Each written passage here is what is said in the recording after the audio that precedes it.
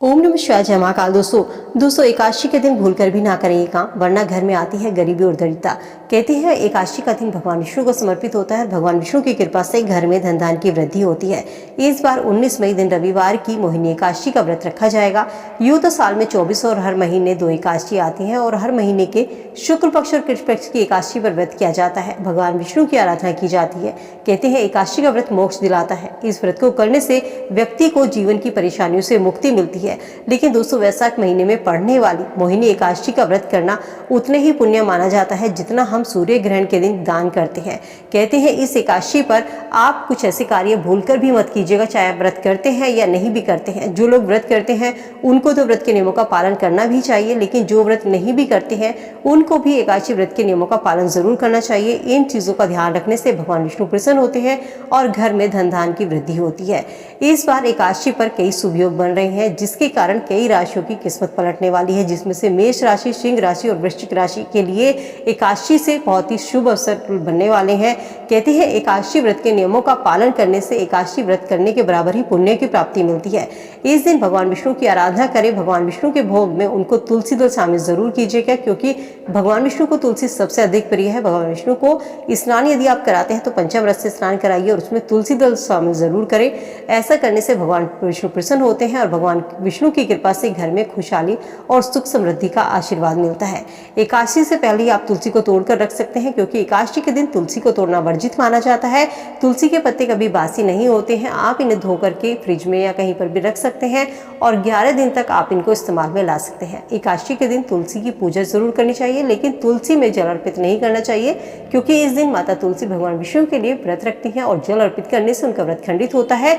और यदि ऐसे में आप तुलसी में जल अर्पित करते हैं तो माता तुलसी आपसे नाराज हो सकती हैं, जिसके कारण आप घर से माँ लक्ष्मी रूठ सकती हैं। और जब माँ लक्ष्मी घर से रूठ जाती हैं तो घर में आर्थिक तंगी का सामना व्यक्ति को करना पड़ता है। तो इसीलिए भगवान विष्णु की पूजा में, उनके भोग में, उनके स्नान के जल में तुलसी दल शामिल जरूर करें, लेकिन तुलसी को आप पहले से तोड़कर रख सकते हैं। एकादशी के दिन तुलसी में आप दिया जला सकते हैं, तुलसी की आप परिक्रमा कर सकते हैं, लेकिन तुलसी पर जल अर्पित भूलकर भी ना करें। धार्मिक मान्यताओं के अनुसार कुछ ऐसे कार्य होते हैं जो एकादशी के दिन हमें भूलकर भी नहीं करने चाहिए, चाहे आप व्रत करें या ना करें। एकादशी के दिन सबसे पहले बात करते हैं क्या करना चाहिए। तो दोस्तों एकादशी व्रत के नियम थोड़े से कठिन होते हैं। ये नियम 10वीं की शाम से ही शुरू हो जाते हैं। कोशिश कीजिए कि 10वीं की शाम से ही आप ब्रह्मचर्य का पालन करें, चावल का सेवन ना करें, तामसिक भोजन या मांस मदिरा ऐसी चीजों से परहेज करें। एकादशी के दिन राहगीरों को पानी पिलाना चाहिए। इस दिन पशु पक्षियों के लिए दाने पानी की व्यवस्था जरूर करें। इस दिन यदि आपके द्वार पर कोई भिक्षुक आता है, कोई मांगने वाला आता है, उसे खाली हाथ ना लौटाए।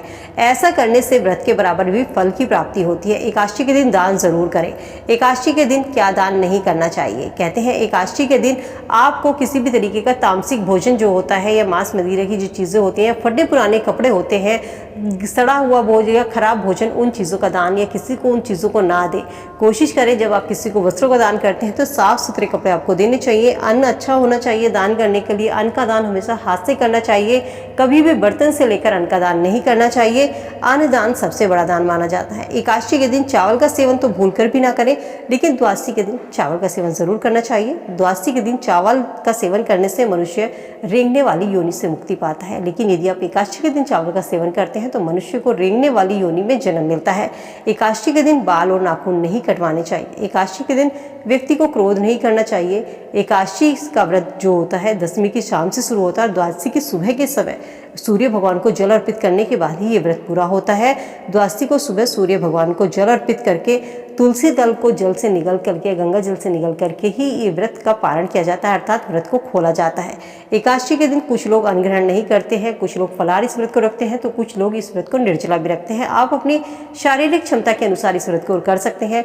कभी भी गर्भवती महिलाओं को ऐसे व्रत नहीं करने चाहिए। उनको जो व्रत रखती हैं वो खाने पीने वाले व्रत रखने चाहिए। फलाहार का आप व्रत कर सकते हैं, लेकिन कभी भी जिसमें आप कुछ खाते पीते नहीं हैं या आप निर्जला व्रत, तो ऐसे व्रतों को करने की गलती ना करें, क्योंकि इससे आप और आपके बच्चे दोनों के शरीर पर गलत प्रभाव इन चीज़ों का पड़ सकता है। इस दिन आप सुबह के समय, द्वादशी की सुबह, सूर्य भगवान को जल अर्पित करने के बाद में ब्राह्मणों को कुछ चीज़ों का दान कीजिए। अन्न का दान कीजिए, वस्त्रों का दान कीजिए, जल का दान कीजिए। कुछ लोग पंखे का दान करते हैं, जूते चप्पलों का दान करते हैं। जो चीज़ें गर्मी से राहत दिलाती हैं उन चीज़ों का आप ब्राह्मणों को दान कीजिए। गरीब या ज़रूरतमंद लोगों को दान कर दीजिए। मंदिर में जाकर दान कर दीजिए। कहीं भी आप दान कर सकते हैं। उनको दान करने के बाद ही आप अगले दिन द्वादशी के दिन कुछ खा पी करके अपने व्रत को खोल सकते हैं। यदि आप व्रत रखते हैं तब भी और व्रत नहीं भी रखते हैं तब भी दोस्तों आपको एकादशी व्रत के नियमों का पालन जरूर करना चाहिए। इस दिन मिट्टी के बर्तनों का दान, पानी का दान, जूते चप्पलों का दान, छाते का दान, जो चीजें गर्मी से राहत दिलाती हो इन चीजों का दान करना बहुत ही शुभ माना जाता है। इन चीजों का आप दान कर सकते हैं, किसी मंदिर में दान कर सकते हैं, किसी जरूरतमंद लोगों को कहीं पर भी राहगीर में भी आप दान कर सकते हैं। तो दोस्तों ये थे एकादशी व्रत के नियम जिनका हमको पालन जरूर करना चाहिए। उम्मीद करती हूँ वीडियो में दी गई जानकारी आप सबके लिए यूजफुल होगी। वीडियो से आप लाभ जरूर उठाएंगे। वीडियो अगर पसंद आई तो दोस्तों के साथ में लाइक शेयर जरूर कीजिएगा। मिलती हूँ नई वीडियो में नई जानकारी के साथ। स्वस्थ रहिए, खुश रहिए।